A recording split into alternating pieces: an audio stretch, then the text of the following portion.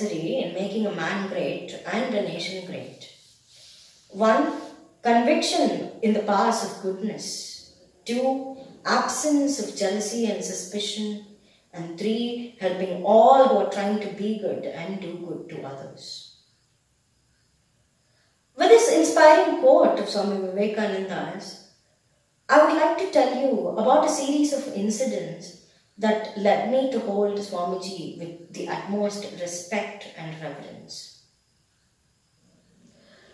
I began reading Swamiji when I was around 5 or 6 years old.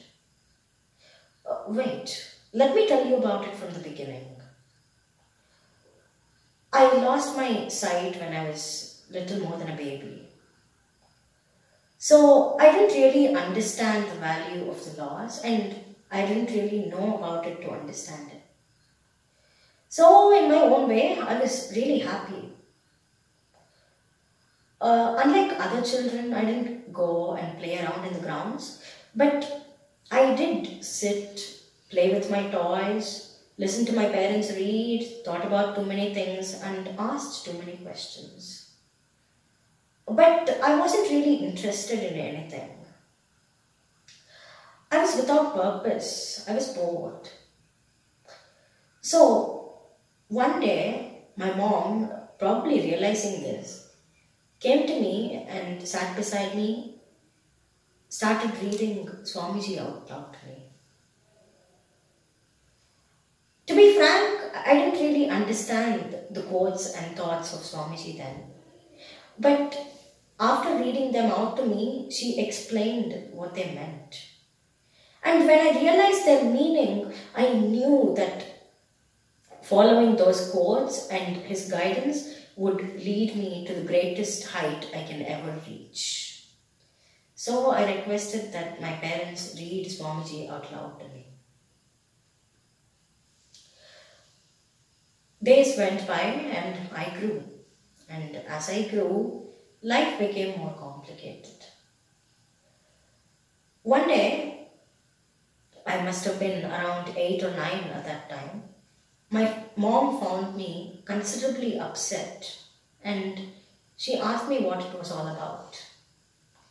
I told her that life was too complicated and half the time I didn't want to do anything but to procrastinate or to escape the complications. She sat with me again and started telling me a story.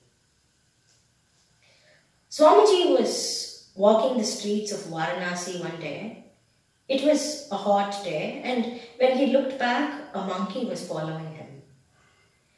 It was a rather large monkey and was a little bit frightening. So Swamiji began running and the monkey gave chase. Suddenly, Swamiji stopped and the monkey stopped too. He turned around and Swamiji and the monkey were facing each other. They stood there like that for a moment. And suddenly the monkey surprisingly turned and started running away. After telling me this story, my mom told me that life always threw obstacles at us. And as long as we kept running away from them, they kept chasing us. But if we finally decided to stand our ground and face them, we usually won. Since then, I've always faced the complications and I've never failed to face reality. True, I fear complications. I have in the past too, but I never failed to face them and I usually won through. And I still win through whenever I have a complication and face it. Then I entered my teenagers. An age of maturity, understanding and woe.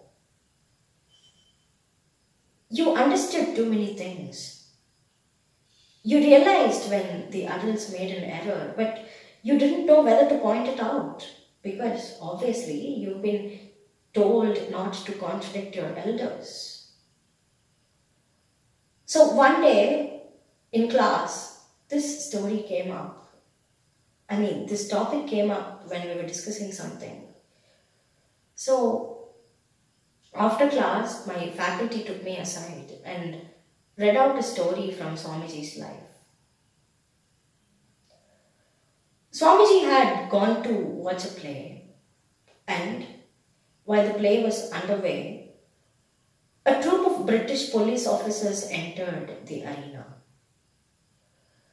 They interrupted the play without ceremony, and marching directly up to the stage, the leading official approached an actor and proclaimed that he was under arrest. But suddenly, from the audience box, a loud voice roared, "Get down from there. You can do your duty after the play is over. Do not interrupt the spectators like this." Everyone looked around, surprised. The speaker was the 14-year-old Swamiji. The moment of surprise over, they all started adding their voices to him. And due to loud protestations, the official had no chance but to back down, and he had to do his duty only after the curtains were closed, after the end of the play. And then my teacher told me that if we thought something was right, we should speak for it, and we should fight for it with all we have. I learned another thing from Swamiji. One day I came across a story in his memoirs. Swamiji was embarked on a long sea journey, and he was seated beside a couple of Europeans. They naturally indulged in some slander about him, and probably thinking him illiterate, proceeded to talk about India. Now, we know Swamiji, at least we've read too much about him to get an idea of what he must have been. So, he took all the slander about him with a serene smile, pretending indifference and looking outwardly like he didn't understand. But when they started talking about India, he suddenly stood up, grabbed one of the speakers by the sleeve, slammed him against the railing, and growled that if he spoke one other word about India, he'll have to throw him overboard. I was amazed when I read the story. But then, as I thought about it, I realized that Swamiji believed that if you loved something, you had to fight for it and defend it with all you had. Swamiji always said that expansion was life and contraction was death. This thought acts as a constant reassurance, as a pat on my back in my day-to-day life. It helps me keep on grinding the machinery.